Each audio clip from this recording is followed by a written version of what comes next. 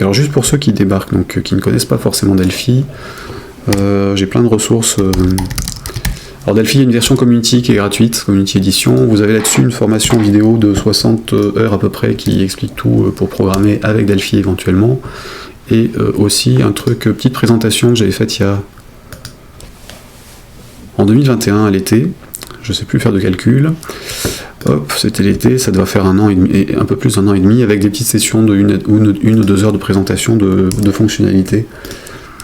Et du coup, on peut faire du développement mobile en Pascal, puisque c'est le langage qui est dedans, et qui a été créé en 70, enfin qui a démarré en 70-71, enfin 1970-1971, précisons les années au cas où, qui est un langage assez clair, en fait, lisible, qui avait été fait pour l'éducation, parce qu'en fait, à l'époque, on avait du C ou de l'assembleur, et globalement, autant apprendre la programmation en assembleur, il fallait être motivé, sur des cartes perforées, ou pas, à la main, codé sur papier. Donc le Pascal avait été fait pour ça, il a été pas mal utilisé dans l'éducation aussi en France pendant un certain nombre d'années. À l'époque où Borland éditait des compilateurs, il a été utilisé sur tous les systèmes d'exploitation, enfin on l'a vraiment partout le langage en fait, et Delphi un peu partout aussi, même si on le sait pas, notamment Skype qui a été développé pendant pas mal de temps sous Delphi. Et il y a des jeux vidéo, enfin il y a plein de choses dessus, et du coup il y a maintenant tout ce qu'il faut dessus pour programmer sur tout ce qui existe, enfin tout ce qui existe, j'exagère, mais en tout cas sur les principaux systèmes d'exploitation de nos ordinateurs et tablettes smartphones.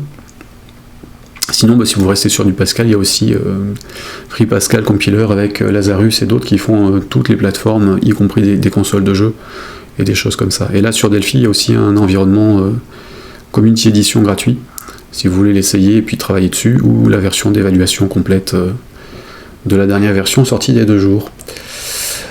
Et sinon, si vous faites du C, vous avez aussi un C++ Builder en Community Edition qui est l'équivalent de Delphi pour le fonctionnement. Et sur le fonctionnement, juste petite explication rapide, nouveau projet ça. Donc on a un certain nombre de types de projets, je vais rester sur du multipériphérique. Hop, et donc on a alors sur le truc de base, on est là pour faire des applications avec des éléments et des interfaces graphiques, des fenêtres, donc on a un truc qu'on appelle une fiche.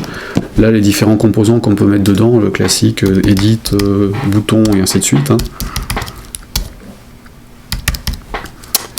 Voilà, alors je suis en FMX, donc ils peuvent s'empiler les uns dans les autres, donc évidemment je me fais avoir à chaque fois.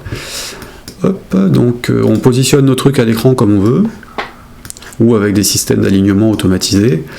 J'ai mon edit ici, je vais dire que si je clique sur le bouton, il va aller mettre le texte dans le listbox. Donc c'est la programmation objet, hein, chaque élément a des .items.add. Voilà, de edit1.text par exemple. Point virgule, F12, ça c'est bon, j'exécute. Et donc là il fait un vrai binaire, hein, un vrai exé. Contrairement à certains langages qui font des trucs interprétés. On a du vrai code natif sur la plateforme qui nous intéresse, y compris les iOS, Linux et ARM, enfin et Android. Toi tu vas dégager puisque je m'en servirai pas de ça, donc tu vas te foutre là, je t'effacerai après. Et donc voilà, et puis après on a nos interfaces, on clique, on a notre truc qui fonctionne comme on veut en fait. Hein. Le principe étant, on a des éléments graphiques ou non graphiques qu'on pose sur les écrans, ils ont des propriétés, ils ont des événements en fonction de ce qu'ils peuvent gérer, et puis derrière on met notre code en fonction de ce qu'on fait et les interactions entre eux. Donc c'est un comportement que vous avez probablement déjà vu dans d'autres outils, hein, puisque maintenant ça s'est largement démocratisé ce genre de choses. À l'époque c'était Visual Basic et Delphi qui le proposaient, et pour faire de la base de données, donc là la base de données on a des trucs assez simples toujours maintenant. Je vais le prendre là, tiens, je vais pas m'embêter à les mettre à la main. Il y a des bases de démo installées, donc je vais piocher l'une d'entre elles en SQLite par exemple. Ici, je vais juste récupérer une table, les employés. Donc il me récupère la connexion et les infos. Et hop, je vais mettre une grille. Et je vais rattacher ma grille à mes employés. Alors je vais la foutre là par contre. Ici. Clic droit. Alors là je suis dans FireMonkey, donc j'ai plus de composants dédiés aux bases de données, contrairement à la VCL pour Windows où il y avait des composants qui rattachaient les données à des bases. Là maintenant, tous sont plus ou moins automatisables avec un élément graphique comme là. Donc là j'ai rattaché ma liste avec la table des employés, et si j'active la connexion et que j'active ma table, j'ai mes données dans la grille qui apparaissent toutes seules dans l'environnement de travail. Normalement. Qu'est-ce que j'ai fait comme bêtise? Alors, c'est actif, oui. Est-ce qu'il y a des données dessus? Juste vérifier. Et donc ça, table employée, machin truc. Ah bah non, je l'ai fait sur la liste box, autant pour moi, c'est sur la grille que je le veux. Donc celui-là, je l'enlève. Parce que la liste, évidemment, je peux faire une sélection, mais il me faut des éléments dedans. Donc si je synchronise la liste avec quelque chose, il faut que je synchronise l'élément que je veux afficher dedans, par exemple le last name.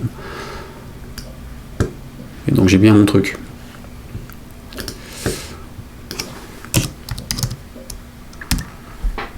Pardon. T-bind navigator. Ah, T-bind navigator. Hop. Là le navigateur avec ma table, et donc pareil, ça va se débrouiller. Donc dans l'environnement, on voit ce qu'on fait, et si j'exécute, je me souviens plus, c'était Borland derrière les premiers Delphi. Oui, tout à fait. En fait, Borland avait les compilateurs Pascal, Turbo Pascal, Borland Pascal en sous DOS. Ils avaient lancé Delphi derrière, et quelques années plus tard, ils ont revendu la branche développement. Voilà, donc les trucs sont synchronisés. Si je fais une modification ici, normalement, elle se synchronise aussi. Alors quand je dis synchronise, ça s'est écrit dans la base de données automatiquement sans ligne de code. Donc c'est grâce à ça que Delphi a un peu bien pris au départ. Puis maintenant on le retrouve dans plein de domaines, notamment l'industrie et les éditeurs de logiciels, puisque c'est assez rapide et facile à faire des trucs avec. Donc j'ai plein de démos en fait sur GitHub si vous y allez. Hop, je vais vous mettre le lien de l'ACE, Community Edition. Si vous voulez tester sur une version un peu ancienne, elle a 2 ans, celle-ci, mais elle sera mise à jour prochainement, théoriquement. Sur mon dépôt de code, vous avez des samples, enfin des exemples. Un ensemble de projets exemples, enfin il y en a plein en fait qui traînent de tous les côtés, surtout que sur celui-ci en fait, vous avez un peu moins d'une centaine d'exemples, et vous avez surtout des liens vers d'autres. Qui ne font que ça.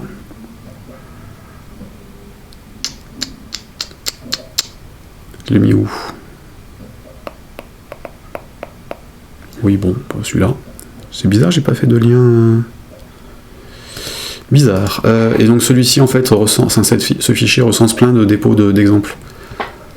Donc, il y a de quoi s'amuser avec tout ça. Et sur mon compte, en fait, il y a plein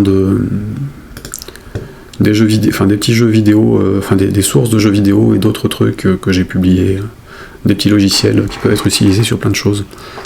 Donc n'hésitez pas à y jeter un coup d'œil. Or ici ou ailleurs, il y a un forum aussi sur développer.com si vous connaissez. Yep.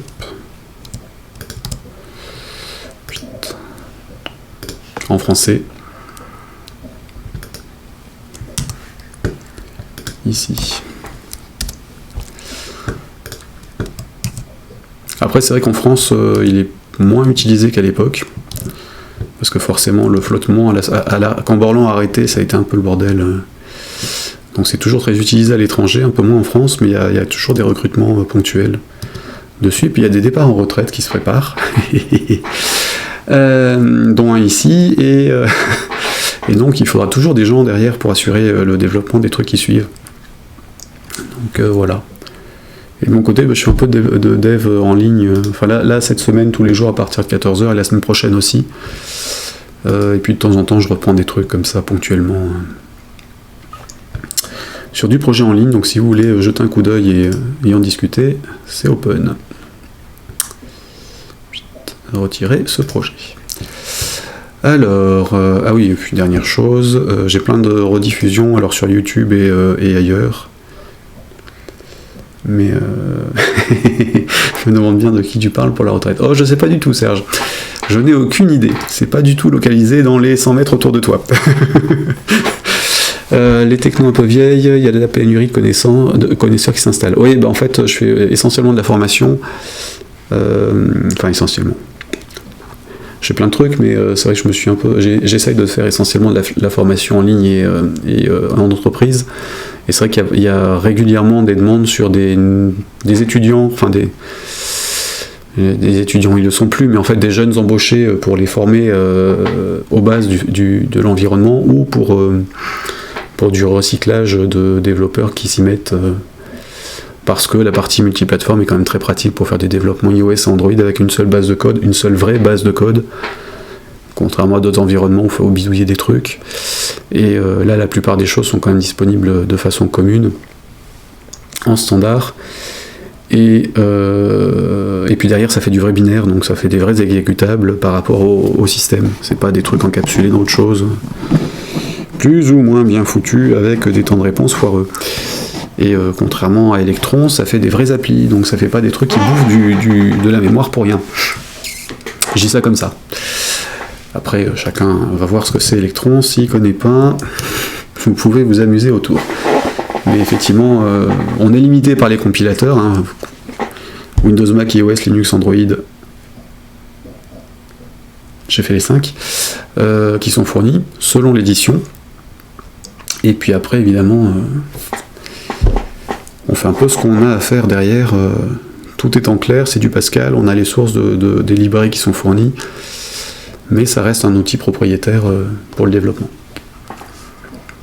Le compiler versus l'interpréter. Ouais, en ligne de mire, j'ai surtout Electron et puis tout ce qui est embarqué du web en JavaScript, d'applications plus ou moins foireuses où on a accès aux sources quand on dézippe les trucs. Mais bon, c'est un combat perdu d'avance. De toute façon, les gens ne se préoccupent plus forcément de la sécurité de ce qu'ils font, donc jusqu'à ce qu'ils se fassent attaquer et pirater. Ça c'est bon, donc hop, fixed typo HTML texte. Mais effectivement, il y a pas mal de choses possibles. Et je trouve que même si l'environnement parfois fait des trucs un peu bizarres, qu'on n'a pas l'habitude, qu'il manque des choses qu'on utilise sur VS Code ou sur d'autres trucs parce que on a des habitudes, perso je reste Delphi à fond en fait. Mais bon, c'est comme tout. On a nos choix technologiques, chacun.